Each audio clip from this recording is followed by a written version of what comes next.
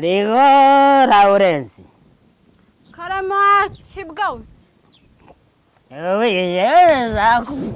Zakuvuna na sodi. Wagiye wihangana basi bwarebe. Yewe umva kumvikana. Ngambwira. Yewe zizajya nifuza umugore igihe mukenereye ngo mubure. Niba wahugutse ahubwo tugende umva nkubwire ntago uzajya wirirwa byaragura nta n'ikintu mariye abana bawe.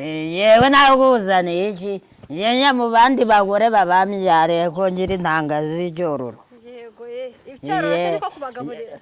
Namaze ngiyo nabonye ugunywa inzoga narakuguzanya urugo n'urwanje. Uneza amatwi ahubwo wineza tugenda umibyo. Ntago ngiye ushobora kuzanirwa byaragura.